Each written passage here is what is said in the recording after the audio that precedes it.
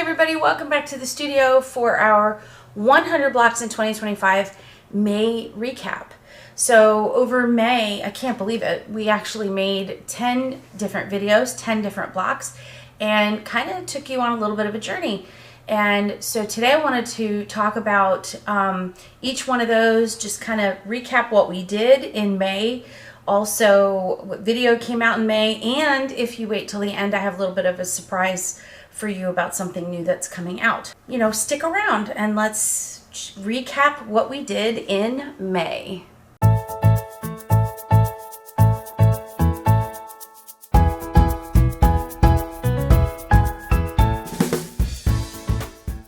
Hey everyone, I'm so glad you stuck around to recap what we did in May. We did so many blocks in May. I didn't do any cheating this time. I didn't do any double ups or anything like that.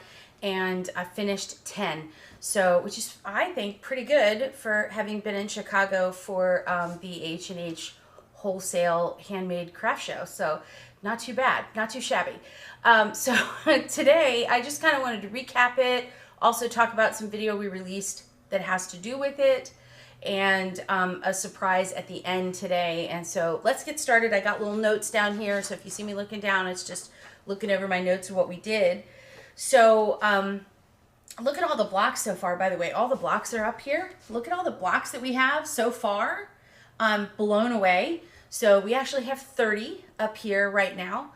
So what we did in May was we started with some focus fabrics and played with our fabrics, patterns, values, and things like that.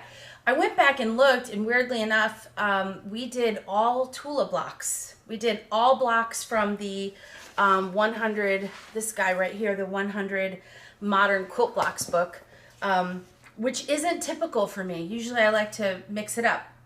But we kind of got on a kick based on viewer feedback, viewer commentary, which was, can you please do, back in April, can you please do a video on half square triangles? I'm really going through the in-depth of how to make half square triangles, or at least how I do it. And it got me thinking, you know what, I should be working these sort of in units so that those of you that are either intermediate but want to practice different skills, or just want things to be easy, or beginners who are actually practicing a skill and learning something new, can sort of follow along like a unit. So that's what we did. I broke it down just a little bit. So to start, we worked on this purple block right here, which is just a modern mix of rectangles and squares, and we did a little bit of pattern mixing. So in this case, we did a purple block, and I took two purple prints and then kind of mixed a third print that had some multicolors in it. And so we did a lot of pattern mixing here. And the division in that block, it's clearly a purple block, but the division in this block is all based on patterns. So you can, in any quilt that you want in scraps, can add multiples of the same color in different shades, all you want. So that's what I was really trying to show you here. And I think it turned out great, and I really love these little dot prints that are on point, or on 45 is really a fun print, and I enjoy using it, and I have it in a couple different colors. So the next block that we did is another one that I had said in the video kind of reminded me of a Museum of Modern Art, because it had a little print in the center right here, and then the rest was a solid. And knowing me, if you've been around the channel, I don't usually do solids, although I did a little bit. Occasionally I do, but very rarely. I wanted to mix prints again. So in this case, what we did was a very high value change. Because this is such a little piece of fabric here, I wanted to make sure you could see it and that it stood out and it made a little bit of a statement. So we started with our purple print with lots of different multicolors in it, and we used this much lighter print, but it still had the teals and the pinks and the purples that exist in this fabric. It's a totally different shade. So in that case, we used really heavy light and really heavy dark, and that's our value. So when we're working with scraps, we can pattern mix, we can value mix, we can change tones, we can do all kinds of fun things. especially with these modern, much more modern blocks, because you can kind of just piece it all together. So same thing with the next one that we did. Again, we're using value, light, and dark, and we're doing a little bit of pattern mixing, although this fabric sort of comes off, it reads as a solid because it's a blender. It's a two-tone blender, but it's definitively pink. I used a pattern that has white and teal and yellow and everything, but this is distinctly a pink block. So how I did that was alternating it with pink, focusing on popping that pink out of the pattern fabric. And again, it's just a string of alternating rectangles, as a lot of these modern blocks are, but I think it turned out really great. So the next block we worked on in that month really was showing you that you need to save your stuff because we're constantly using up what we have. And in this case, if you remember this block here that we did, I believe in April, we had this basket block and I had those 2 triangles left over. Well, I went ahead and used those 2 triangles that I had left over to finish this half square triangle, just stitching them together, and then the rest of the block was put a border on. So I had this very dark and very light, and so in this case I chose another print which is similar to one of the colors that's in here, and that became my medium around the outside. And the fun thing about value is if I used this fabric with this fabric, this would then become my dark if it were value, and if I use it with this fabric, it becomes the light and the value. So it's funny how medium prints can kind of float light or dark depending on what you put them with.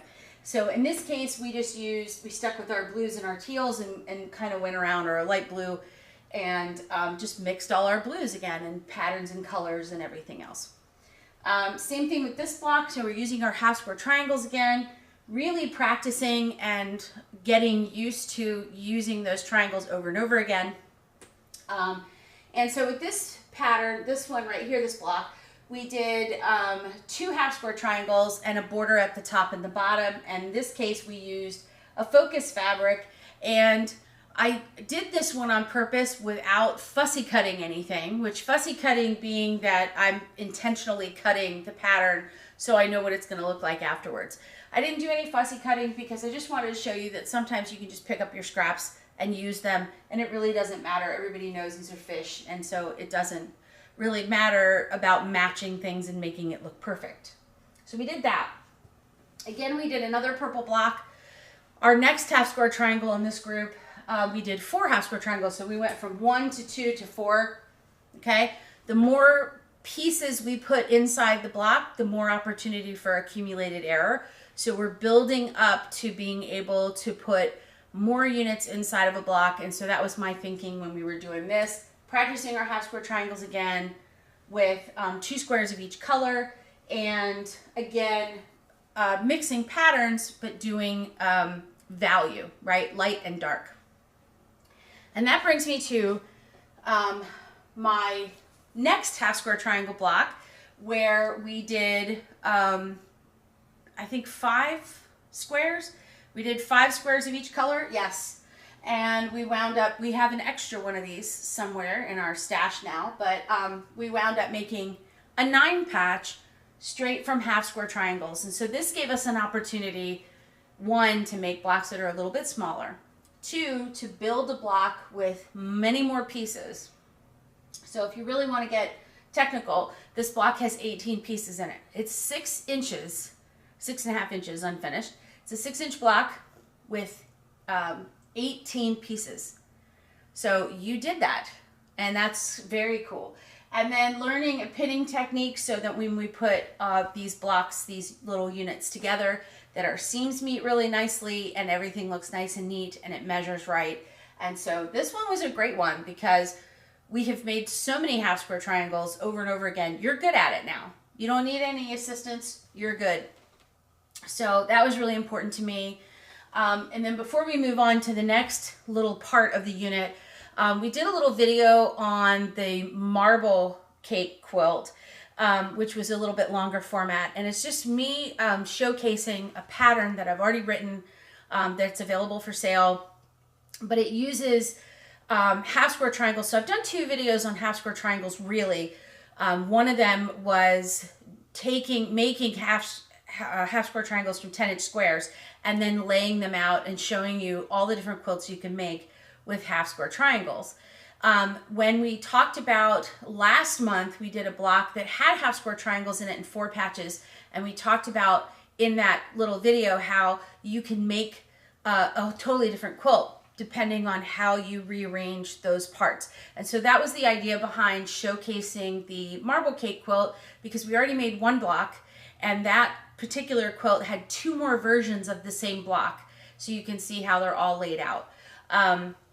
So that one was really important to me, that you get to see that, and I have others, by the way, so we'll showcase that at another time. But now we can take a simple block like the half square triangle block, and we can mix it with another simple block like the 4-patch block, and we can come up with multiple ways to put that together, which is kind of cool.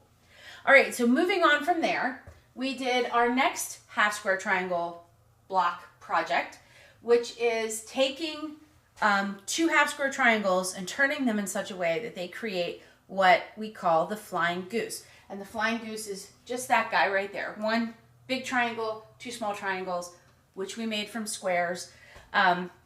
So now you know you can use your half square triangles and you can turn them so that you get a little arrow point, and you can make flying geese. So that was our easy way to make flying geese. And it's the start, when you're a beginner, of how you make something look like a flying goose without having to take a lot of extra math or make a lot of extra effort. And so that's what this one was about. And this particular block, we pattern mixed a little bit, which is kind of fun. But the idea behind doing this one was to really showcase how we can take that half square triangle onto the next step. And then from there, let's turn this side. We learned a new method of making flying geese. So we have our half square triangle flying geese, and now we have our stitch and flip or sew and flip flying geese, which is the squares in the corners that we flip up. And now all of a sudden we can make blocks, keep our points, practice making these big big flying geese, which I highly recommend. The bigger the better. And we can turn that into a really cool block. And then our final block of the month was this guy right here. So we haven't really gotten much into fussy cutting, which again is the intentional cutting to have something in the center of a block or existing in the block. So I didn't really fussy cut yet. I am going to get into fussy cutting and talking about how one goes about doing that fussy cutting, but I'm not going to get into that with this block. I just wanted to cut it. So we did that. So we have our two patterned units, which if you remember in the book, it was a tone-on-tone print. So she had like sort of a ghosted pattern in those blocks.